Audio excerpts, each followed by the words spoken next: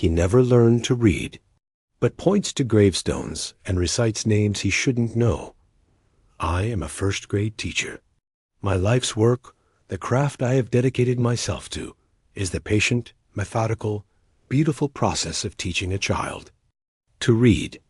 I understand the sacred alchemy of it, how meaningless squiggles transform into letters, how letters build into sounds, and how sounds blossom into a universe of stories. I know, with professional certainty, that a child cannot read without first learning the code.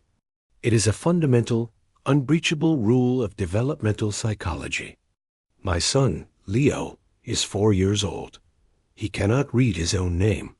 He still confuses the letter B with D.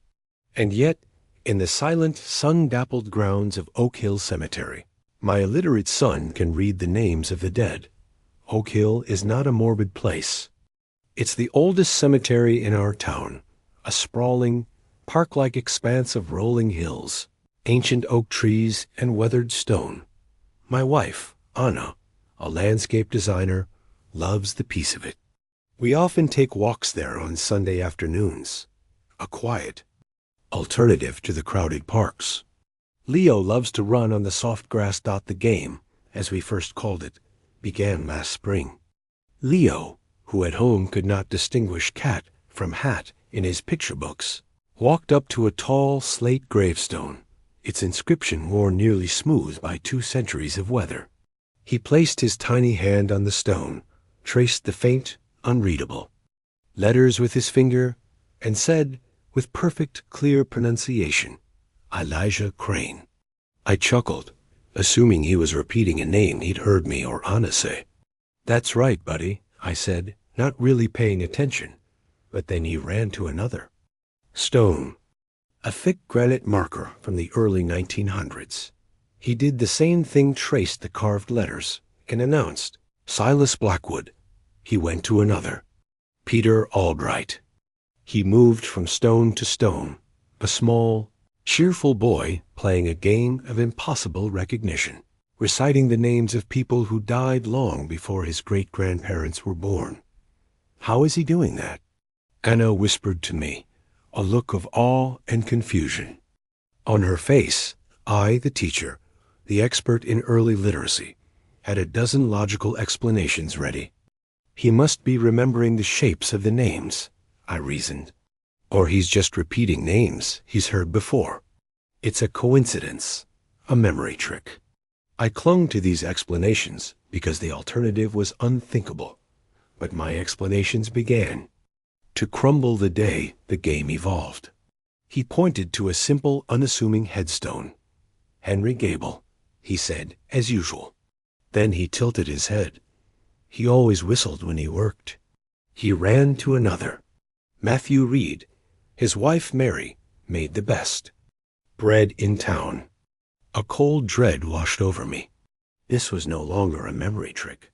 My son was not reading names from stones. He was greeting old friends. He was sharing personal details, small intimacies that were not carved in granite. These were things you could only know if you had known them. That night, my professional world and my personal world collided in a silent, terrifying cataclysm. I sat in my study, a legal pad in front of me, and started a list of the names Leo had recited over the weeks. There were 12 of them: Elijah Crane, Silas Blackwood, Henry Gable, Matthew Reed, all men, all from different families. On the surface, they had nothing in common. Meanwhile, Leo's behavior at home began to change. He developed a sudden, intense fear of the dark and of enclosed spaces. He would refuse to play in the closet. He started having nightmares, crying out in his sleep about the rumbling and the dark getting heavy. He was afraid of the very ground beneath his feet. Armed with my list of 12 names, I went to the local historical society, determined to find a rational connection, a shared story that could explain the impossible. I searched for them in old town directories and records, and then I saw it. A detail so obvious, I couldn't believe I hadn't noticed it myself on the stones. While their birth years ranged across 2 decades, the date of death listed for every single man on my list was the same: October 27th, 1907. The date was the key, the lock that held the mystery together. These 12 men had not just lived in the same town. They had died on the same day. This wasn't a collection of friends. It was a list of casualties. I rushed to the library, my heart pounding. I loaded the microfilm reel for the town newspaper from late October 1907. I knew I was looking for a disaster. The headline on the front page of the October 28th edition was massive, stark, and brutal. Tragedy at the Black Creek Mine cave-in. Traps more than a dozen. Hopes for survivors fade. I read the article, my hands shaking so badly I could barely focus the image. It described a catastrophic methane explosion and subsequent tunnel collapse at the local coal mine, the town's main employer. It was the single deadliest day in our town's history. And then it listed the names of the men known to be working.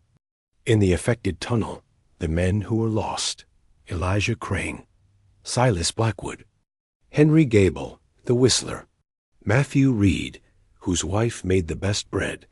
Every name on my list was there. They were miners, killed together in the darkness, a mile beneath the earth. I read the list of the dead to the end, my soul reeling. And then I saw the final name, the youngest victim.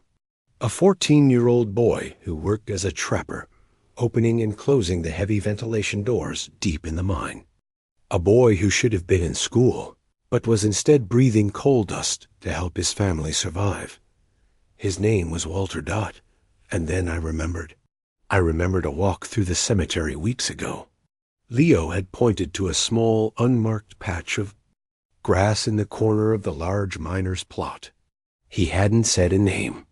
He had just looked at it with a profound sadness and whispered, "That's me. That's where I'm supposed to be." I stumbled out of the library and into the sunlight, gasping for air. My son wasn't just reading the names of the dead. He was taking a roll call of his lost friends, making sure they were all accounted for. And he was searching for his own unmarked grave. I am a teacher. My life is dedicated to the principle that knowledge sets us free. But the knowledge I now possessed felt like a cage. My son's deepest fears, the dark, the rumbling, the feeling of being crushed, were not irrational phobias. They were memories. Post-traumatic stress carried across. More than a century, residing in the soul of my 4-year-old boy. The science of my profession had no words for what was happening in my home. A few days later, Anna and I took Leo back to Oak Hill. We didn't go for a walk this time. We went with a purpose. We brought a small bouquet of wildflowers we'd picked from our own garden. We walked directly to the miner's plot. Leo walked past the graves of Elijah and Silas and Henry, nodding at them like old friends. He went to the small, empty patch of grass and stood there, looking down. He then looked at all the other headstones, his face serious, as if he were counting. Finally, he looked up at me. "Everyone's here now," he said quietly. I knelt down and helped him place the wildflowers on the patch of grass that belonged to a boy named Walter. He hasn't read a single gravestone since that day. The game is over. The roll call is complete. It is as if, by having us, his new family, bear witness to his old tragedy, his duty was finally fulfilled.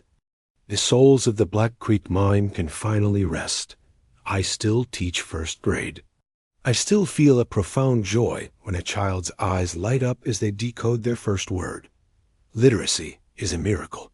But my son taught me that there are stories that are not written in ink, but are carved in stone and etched in sorrow. He taught me that memory is a language that transcends life and death, and that our souls can read things our minds cannot. I watch him now, a happy 5-year-old learning to write his own name, the name we gave him in this life. And I wonder, about the quiet, brave boy named Walter, who died in the dark so long ago.